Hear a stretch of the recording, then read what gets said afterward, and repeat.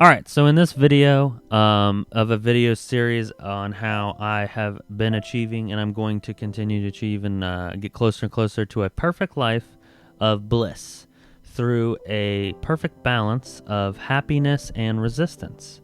And in this video, I want to talk more about what to plan for or how to plan for your life in the sense of what aspects may be beneficial to you. So this is going to be more of in the sense of taking charge of your life and being dominant in all of the aspects that you can control. When you wake up in the morning, what do you do first? Like, how do you wake up? Do you wake up because you naturally wake up, or do you wake up by an alarm clock? When you wake up, is it light out? Is it dark out? And does that work for you?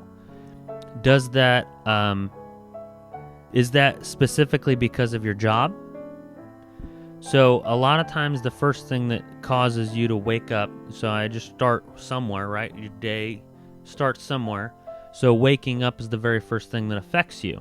So you're waking up and then you have to wake up because of your job. So is there a way to change your job?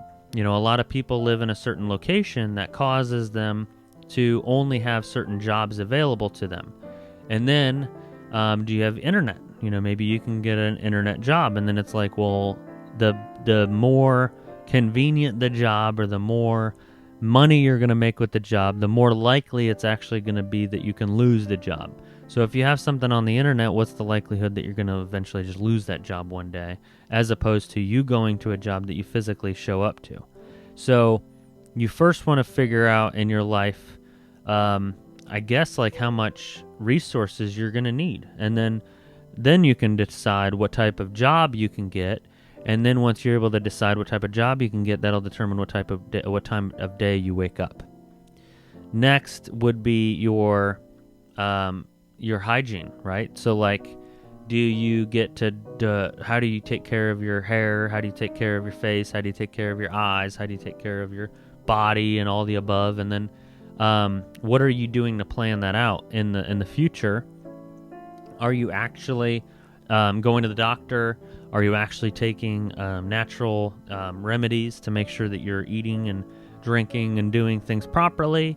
The way that the world around you works? Or are you fighting against it, trying to do unnatural things that your body isn't necessarily liking and having all these counter effects and all these side effects and all these other possibilities?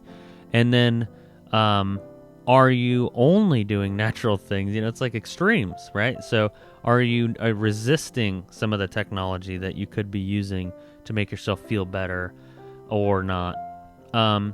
Then it would be coming down to what you eat, when you eat. Your life kind of depends on all of your decisions, and all of your decisions depend on what your chemical balance is at that time.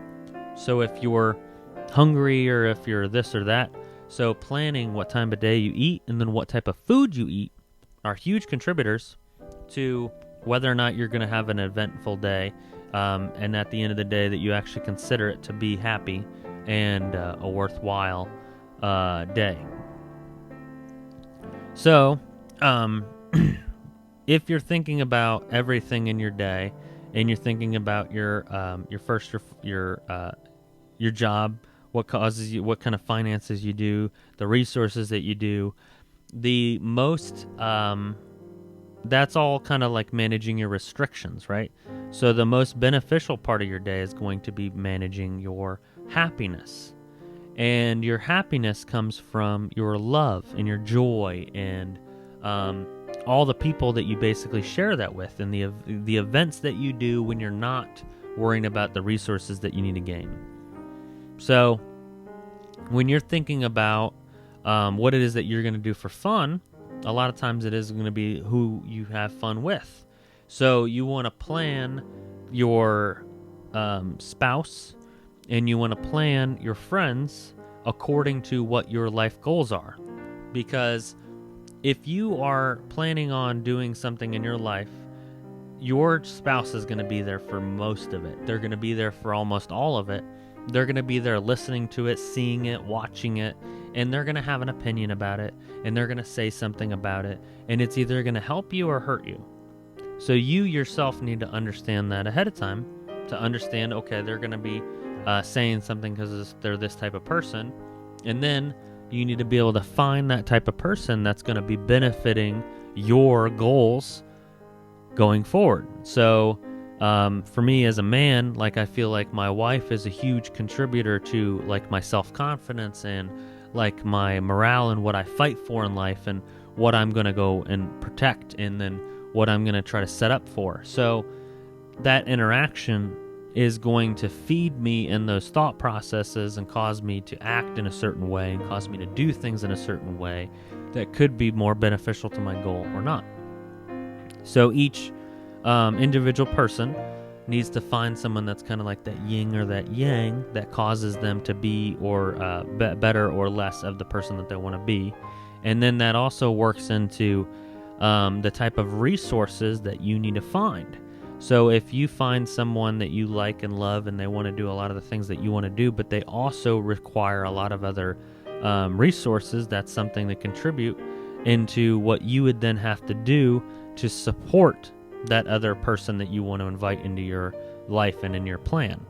And it's very difficult to plan that once you've already fallen in love or you have some kind of connection with someone, and it's kind of an irrelevant idea at that point in time if they have that.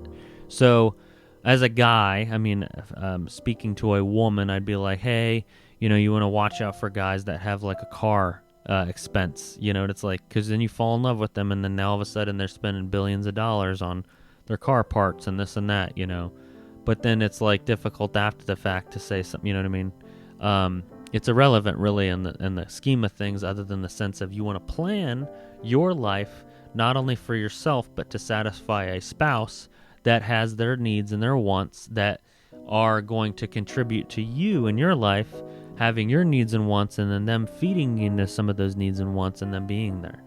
So job, spouse, how you take care of your hygiene, and then like your environment, your house, your things around you, and that's obviously into life planning, because it's going to be a big contributor to how much money you can make or what even you're able to afford, and then where location-wise it is in relation to what it is that you're trying to do. So is it far away from the gym? Is it far away from the grocery store? Is it big? Is it small?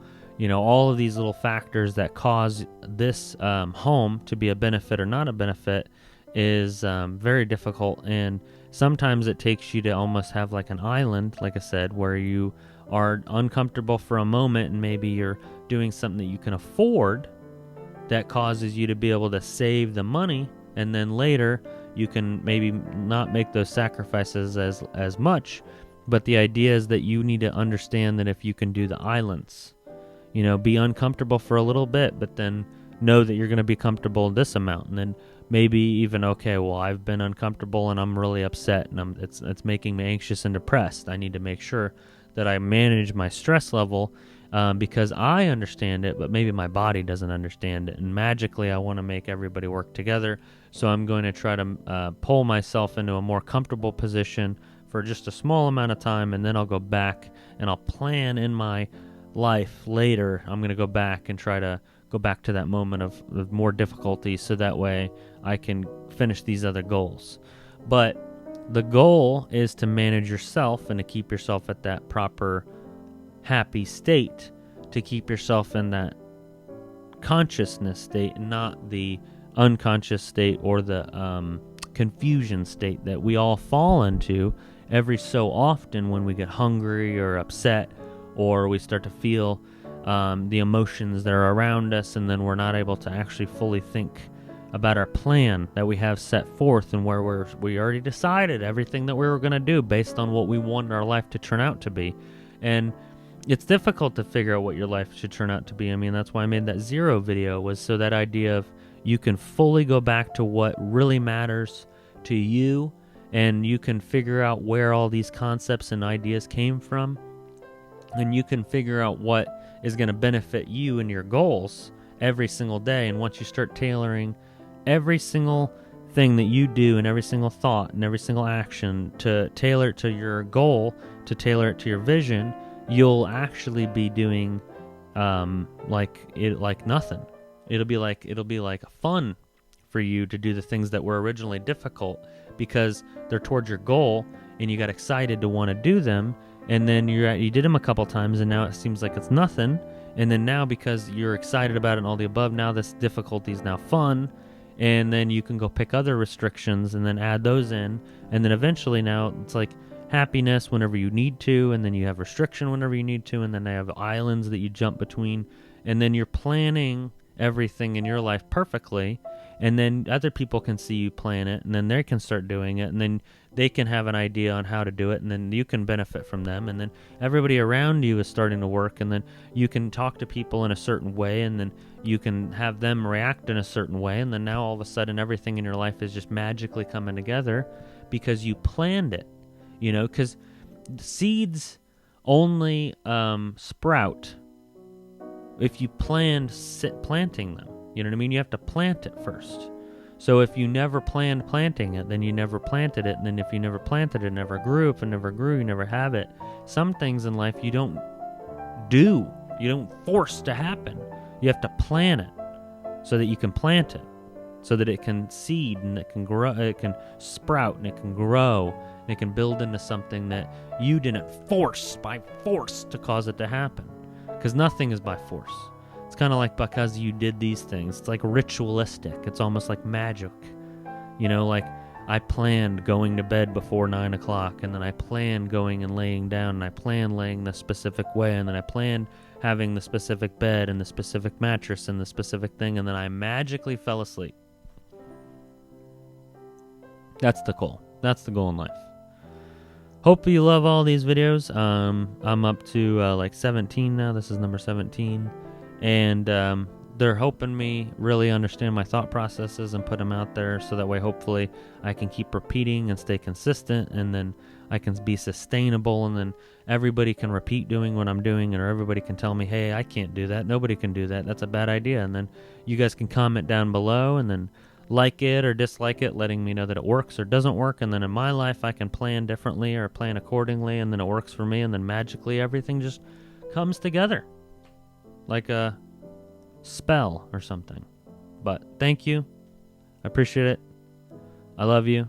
Thank you for watching. Have a good night.